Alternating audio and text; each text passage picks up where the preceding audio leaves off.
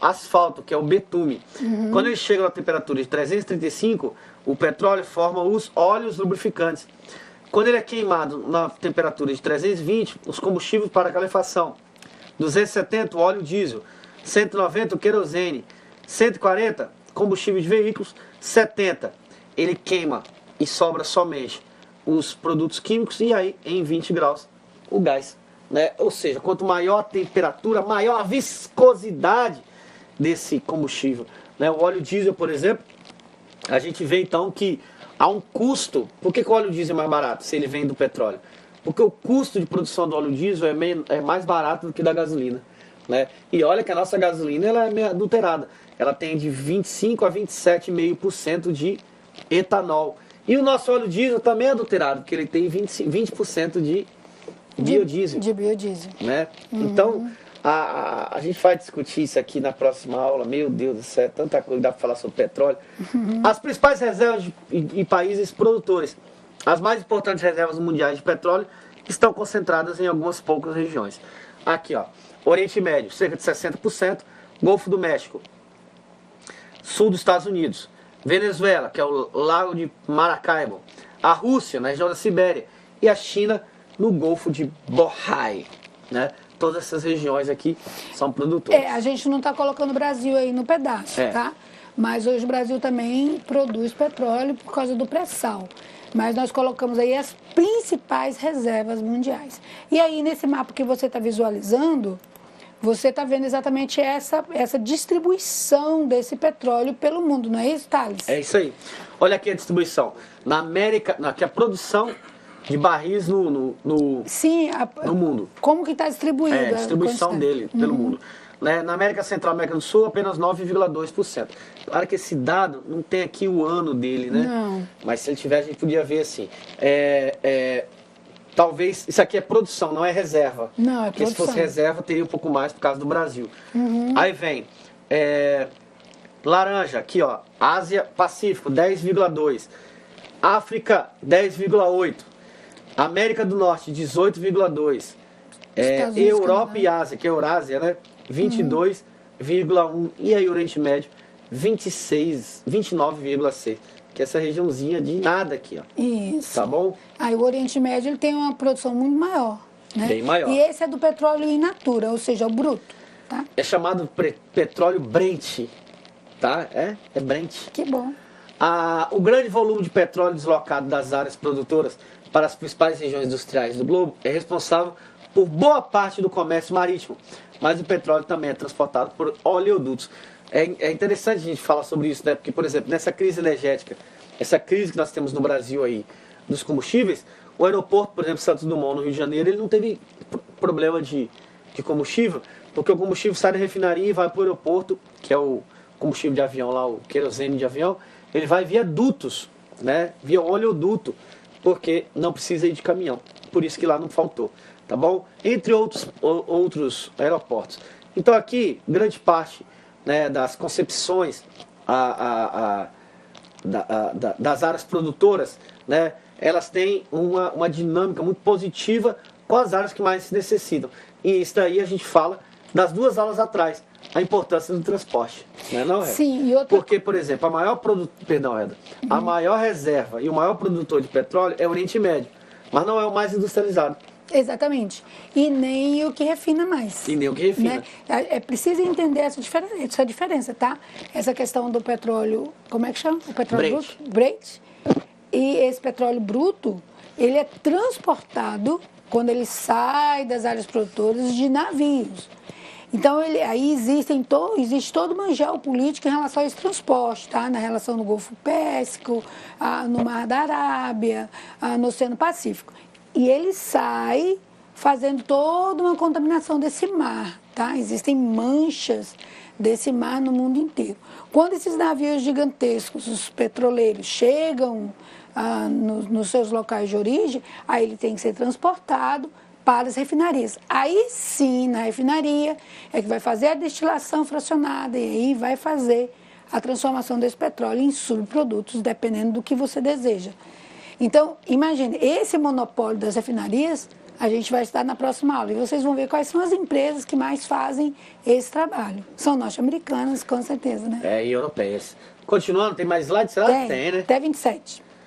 Acidentes com petroleiros causam a formação na superfície marítima de uma capa negra impermeável, né, à luz e ao oxigênio, que é a maré negra, ocasionando a morte de mamíferos marinhos, peixes, aves e outros seres vivos que dependem do mar. Aqui uma imagem, né, chamada maré negra. Olha que horrível. Exatamente. Né? Isso aqui são derrames de petróleo que aconteceram em algumas partes do mundo, e aí é chamado de maré negra, né? E é muito difícil você conseguir, como é que eu posso fazer? Retirar, né? Retirar, né, esse petróleo e fazer um trabalho de revitalização dessa área. Porque como ele é um organoclorado, né, ele é um HPA lotado de... Organoclorado não, perdão. Ele é um hidrocarboneto, e o óleo não se mistura com a água. Esse é o problema. E aí o desgaste, né, o caos na biota também, o caos para os seres vivos é muito grande. É interessante a gente analisar que se nós olharmos dentro da concepção, nos últimos 40 anos é que começou a grande preocupação em relação ao petróleo, em relação aos outros combustíveis, principalmente os alternativos e renováveis, para substituir os convencionais e não renováveis, como por exemplo a gasolina, o querosene, o petróleo, o etanol e tudo isso.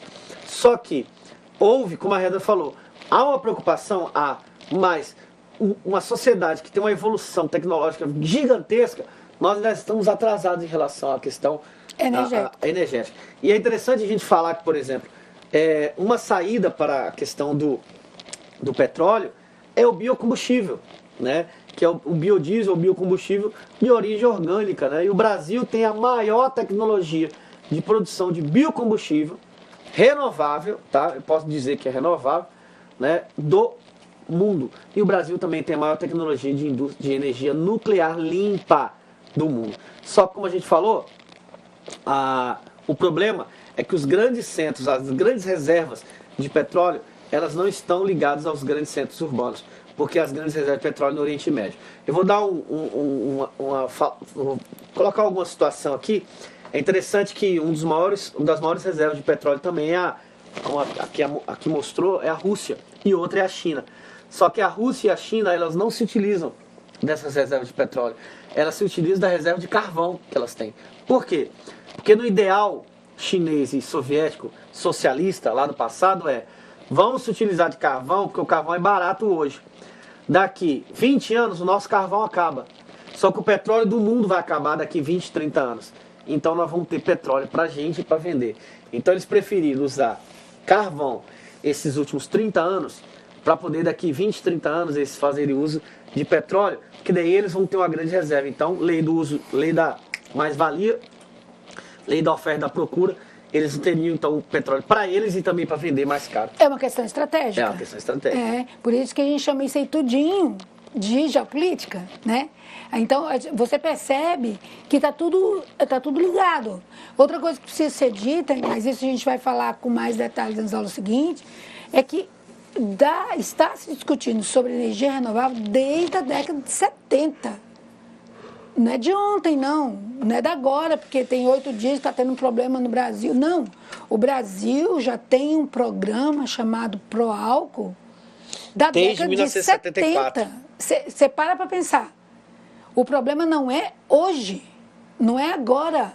Não é uma situação que está acontecendo no país atual de uma semana para tentar se resolver. É uma coisa que está sendo estudada há muito tempo no país. Então, vai se empurrando com a barriga, a expressão é feia de usar, né, Thales? Empurrar com a barriga, mas vai se empurrando com a barriga e o problema chegou num ponto tal de dependência total, né? Quando a gente fala de sistema de transporte também, a gente falou nisso. O sistema de transporte da época do segundo reinado brasileiro, tá? Segundo reinado, já se pensava em fazer um sistema de transporte ferroviário no país. Não é da agora que está se pensando nisso. Vamos investir no sistema intermodal. Eu assisti numa TV fechada, eu assisti um técnico falando sobre isso, um doutor em crise, falando sobre o sistema intermodal. Eu falei, nossa aula no pedaço, né?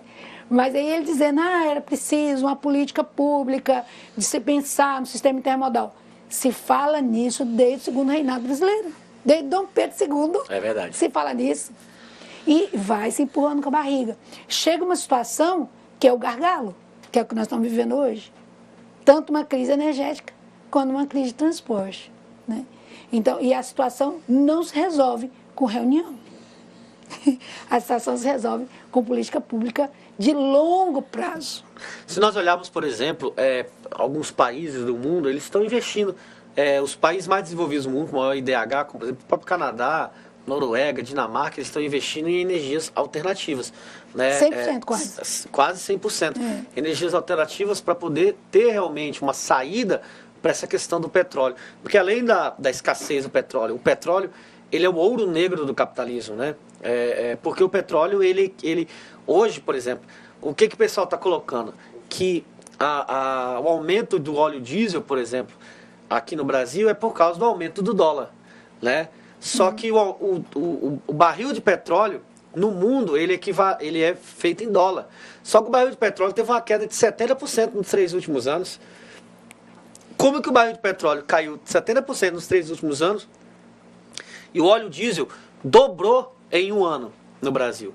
Então, assim, não é somente a questão capitalista financeira, existe também uma questão ambiental, né? As áreas de maior utilização de combustíveis fósseis são as áreas onde a gente tem uma maior concentração também de poluentes na atmosfera, como CO2, NO2, que é o óxido nitroso, NO3, o gás metano, entre outros. E aí problemas como inversão térmica, ilhas de calor, né, o buraco camada de ozônio, aquecimento global, mortandade de peixes e tudo isso. Né?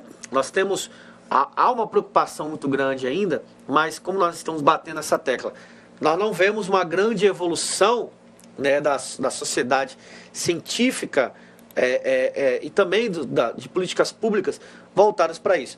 É interessante nós salientarmos que em 2007 houve uma propaganda muito grande do governo dizendo que o Brasil era autossuficiente pela primeira vez em petróleo.